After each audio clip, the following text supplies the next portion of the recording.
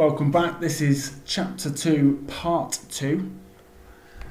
Oh, Mr. Tumnus, I'm so sorry to stop you. And I do love that tune, but really, I must go home. I only meant to stay for a few minutes. It's no good now, you know, said the fawn, laying down his flute and shaking his head at her very sorrowfully. No good, said Lucy, jumping up and feeling rather frightened. What do you mean? I've got to go home at once. The others will be wondering what has happened to me. But a moment later she asked, Mr. Tumnus, whatever is the matter?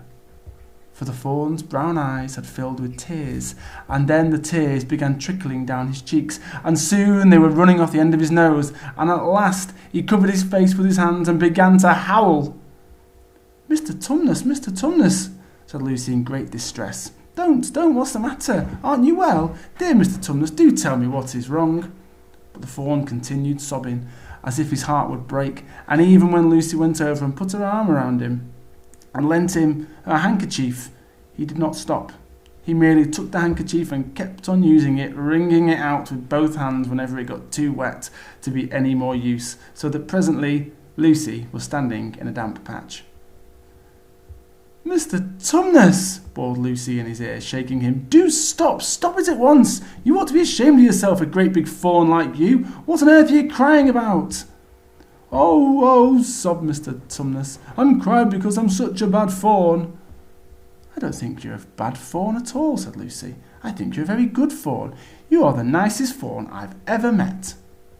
Oh, you wouldn't say that if you knew, replied Mr. Tumnus between his sobs. No, I'm a bad fawn. I don't suppose there ever was a worse fawn since the beginning of the world. What have you done? Asked Lucy.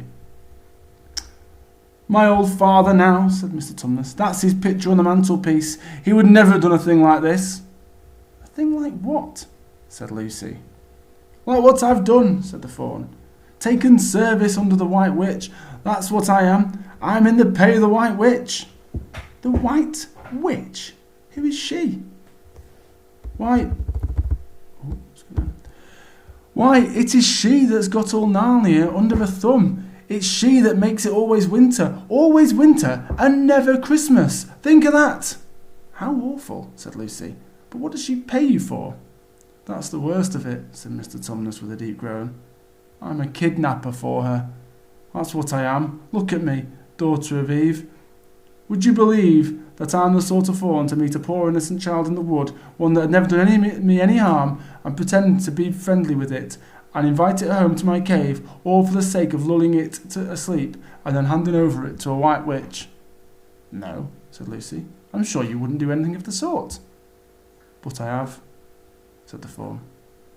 Well, said Lucy rather slowly, for she wanted to be truthful and yet not to be too hard on him. Well, that was pretty bad, but you're so sorry for it that I'm sure you'll never do it again. Daughter of Eve, you don't understand, said the fawn. It isn't something I have done. I'm doing it now, this very moment. What do you mean? Cried Lucy, turning very white.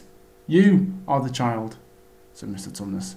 I had orders from the White Witch that if I ever saw a son of Adam or a daughter of Eve in the wood, I was to catch them and hand them over to her. And you are the first I have ever met. And I pretended to be your friend and asked you to tea, and all the time I've been meaning to wait till you were asleep and then go and tell her. Oh, but you won't, Mr. Tumnus said Lucy. You won't, will you? Indeed, you really mustn't.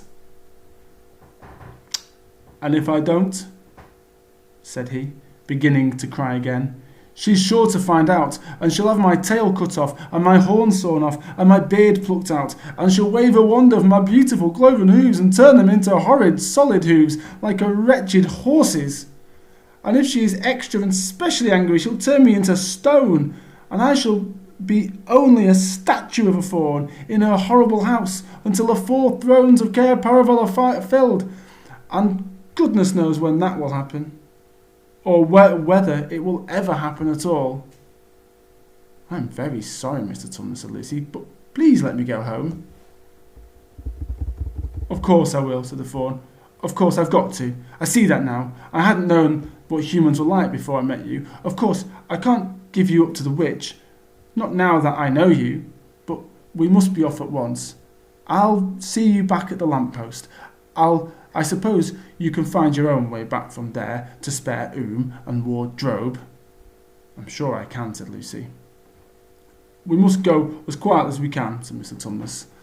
"The whole wood is full of her spies. Even some of the trees are on her side." They both got up and left the tea things on the table, and Mr. Tumnus once more put up his umbrella and gave Lucy his arm, and they went out into the snow. The journey back was not at all like the journey to Fawn's cave. They stole along as quickly as they could, without speaking a word, and Mr. Tumnus kept to the darkest places. Lucy was relieved when they reached the lamp-post again. "Do you know your way from here, daughter of Eve?" said Tumnus. Lucy looked very hard between the trees, and could just see in the distance a patch of light that looked like daylight. "Yes," she said, "I can see the wardrobe door."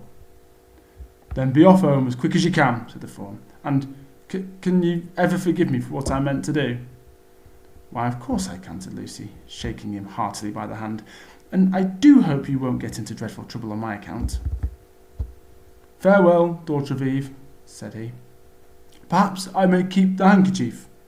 "Rather," said Lucy, and then ran off towards the far patch of daylight as quick as her legs would carry her, and presently, instead of rough branches brushing past her, she felt coats, and instead of crunching snow under her feet, she felt wooden boards, and all at once she found herself jumping out of the wardrobe into the same empty room from which the whole adventure had started. She shut the wardrobe door tightly behind her and looked around, panting for breath. It was still raining, and she could hear the voices of the others in the passage. "I'm here," she shouted. "I'm here, I've come back, I'm all right." And that is the end of chapter 2.